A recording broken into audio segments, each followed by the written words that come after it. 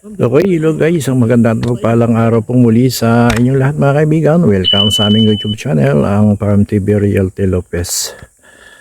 Ngayon ay araw ng Martes, napagkaloobang muli po tayo ng isang magandang panahon para dahilan nito tayo ay makapaglocate ng property dito po sa bayan ng Atimunan.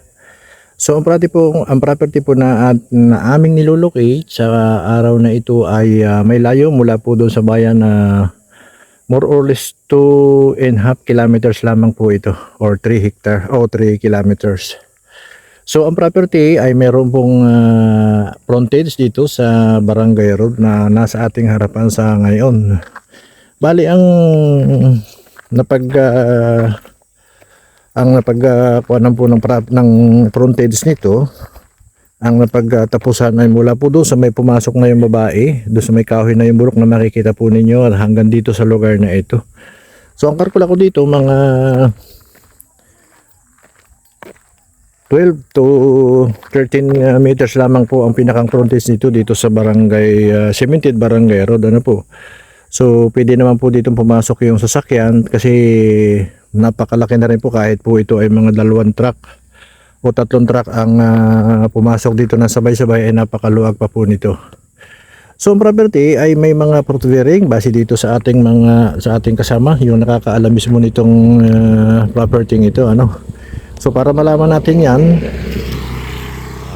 para malaman po ninyo, kami po ay papasok dito sa mismong property. Dito lang po kami nag-umpisa sa bungad kasi in-explain ko nga po yung pagpunta dito sa lugar na ito, ano po. So tayo po ay pupunta ngayon din sa loob nitong 2.2 hectares na ito para malaman natin yung mga fruit bearing na binabanggit kanina nitong ating kasama, ano po. Okay, dyan po tayo galing sa lugar na yan. Dyan po yung papunta ng Atimunan, ano po, bayan ng Atimunan. So ngayon po tayo ay papasok na dito sa mismong property, ano po. Unang-una dito sa property ito ay pwede dito mag-alaga ng mga hayop, no? Yan sa lugar na yan, medyo itong pinasukan natin ay medyo pantay at marami itong mga damo tayong dinadaanan.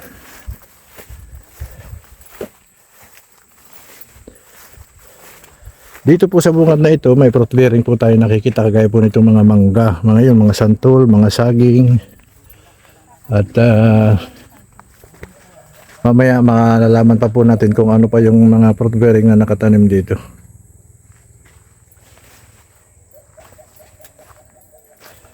Parang halimbawa kayo nagkakatiwala, parang binigyan ng SPA. Ito mong kuan, po yan. kasama po ito sa Yan property. Po, parang ng baboy, tas yan. Kulbo ng baboy. Itong mayroon ditong hukay na pinagkukunan po ng tubig dito sa lugar na ito. Ito may mga suha, may mga mangga. Yan. Pare, una ka lang mag-uwi rin. Hindi ka mabigyan.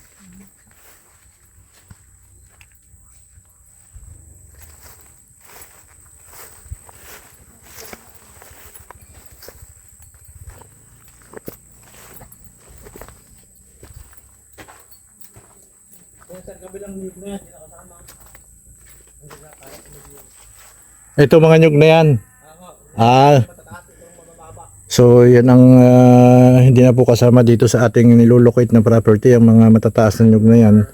So ang nyug po natin ay naririto sa lugar na ito. Yung papagayan po yung property. Yan, makita natin ito mababang niyog na ito, no. Dito sa lugar na ito marami ditong mga tanim, oh, mga yan, nakita po ninyo ito ay kalamansi. Ayun sa dakong yung daranghita.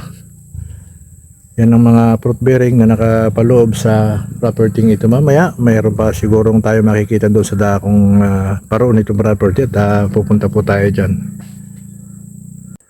Isa po sa mga nakikita kong magandang gawin dito sa 2.2 hectares na ito ay pag-alagaan ito ng mga manok or mga baboy.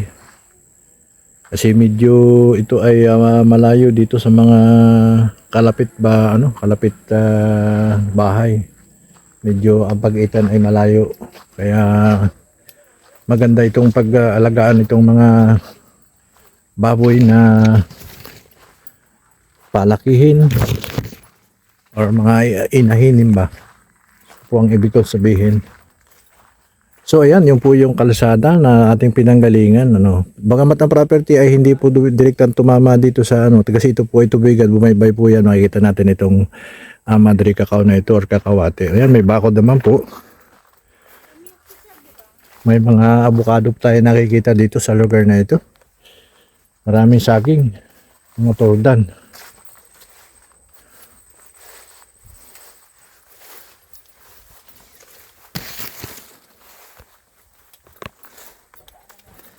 Gusto madaling sabi, ang property ito ay produktibo. Marami siyang mga tanim.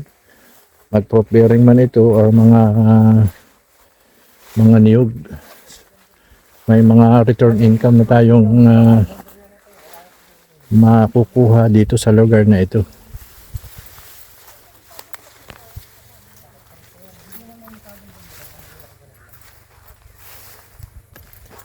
So dito sa lugar na ito, sa may part nitong gitna, may makikita tayo ditong napakalaking puno ng mangga. Ayan po, ayan, may mga bunga pa ayun sa dako ngayon. Oh. Ito po ay manggang piko, hindi ito Indian Mingo.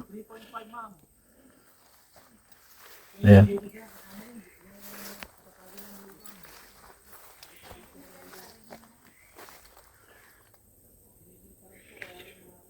Magaganda pa po ang bunga ng mga niyog dito kasi hindi pa masyadong tuong kataasan ito. Kalakasan pang mamunga. Ayan, medyo tututo ko po yung camera ko diyan sa ayan oh. Napakadami pang mamunga nito. Ayan. Kaya napakalaki pa ng magiging pakinabang natin dito sa mga punong ito. Ito po yung property na may return income. Doon sa mga naghahanap.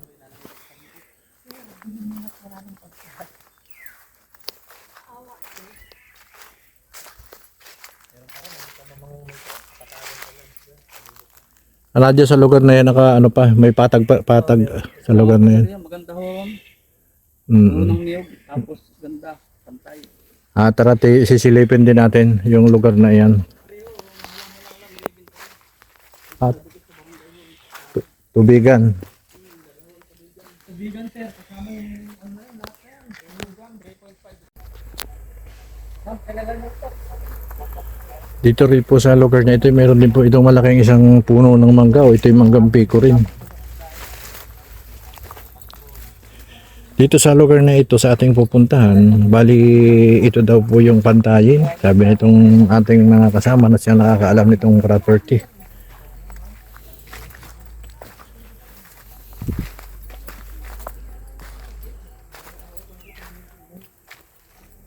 Malaki pala ng mangga.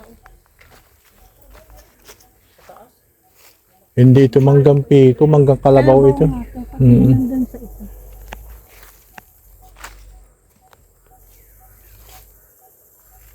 Tarapon.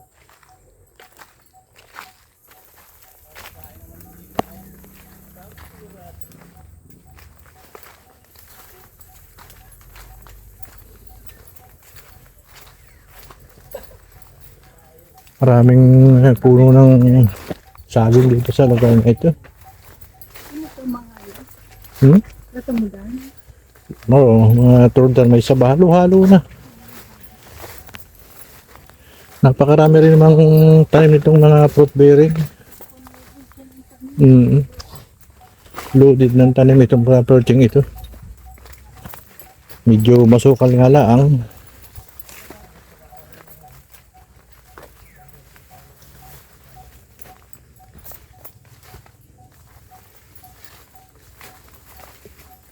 Ito, mayroon din ditong mga puno ng malalaking mangga.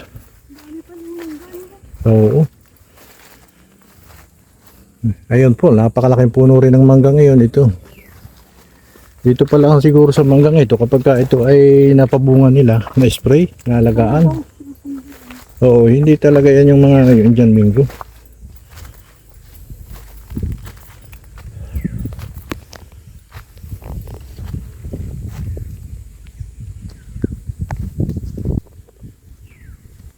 Dito sa lugar na ito ay kasama pa ito doon sa ating nilolocate na 2.2 hectares ano, yung mga malaking manggang ayan. So yung pinakapagitan po nito ay itong bukid.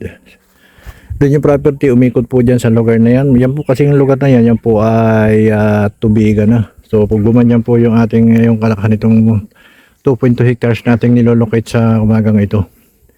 Dito napakarami ng mga puno rin dito ng mga niyog, iba't ibang uri ng mga kahoy, may hardwood, may softwood na tayong nakikita dito. Kagaya nito yung mga bungliw na yan. Yan po yung tinatawag na softwood at saka itong mga ilang-ilang. So pupunta pa tayo doon sa lugar na yan para makita natin yung mga nakatanim pa rin mga halaman ano. So sa kabuuan itong aking nilulukid na property ito ay talagang masasabi ko pong ito ay loaded ng mga tanim. Napakarami po nitong mga puno ng mangga na manggang kalabaw. Ito yung malalaki siya ng puno. Hindi po ito yung tinatawag na Indian Mingo. So tara, pupunta tayo doon sa lugar na yan kung saan yung hangganan nitong property ito. Ayan, bukid po yan sa lugar na yan. Yan po umikot yung 2.2 hectares na yan papunta sa lugar na yan. Wala po doon sa pinasukan natin kanina ang Cemented Barangay Road.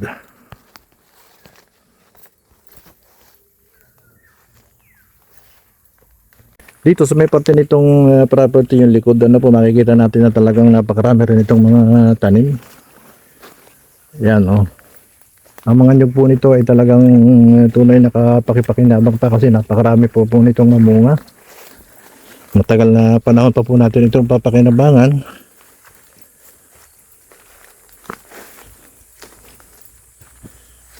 Yan, medyo dito sa lugar na ito pantayin ang kanyang ano ng lupa ano. So diyan sa pinanggalingan natin yan medyo umislop lang siya ng konti. Abot pa ba yan?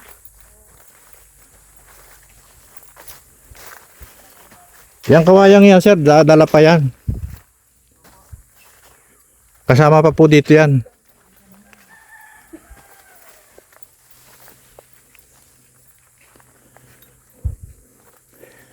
Ito po ay yung kuha yung daan ng kuryente ano? Yan may poste rito. Oo. Dito mismo sa tayo nitong property. Ayan, mayroon palang naka-composte dito ng kisel ko. Kaya ito yung napakagandang invest kasi unang-una mayroon po itong return income, may mga source ng tubig, source ng kuryente. Dito sa lugar na yan, mayroon ditong ano ba kaya pinagkukunan ng tubig yan? Meron Sir, alam ko, ilis ako pa. Parang ito yung nakadatig yun. din sa lugar na ito, sakop. Pero ito kapak na doon. Malamang na doon na yung sa kabila ano. Kaya ng boundary yan.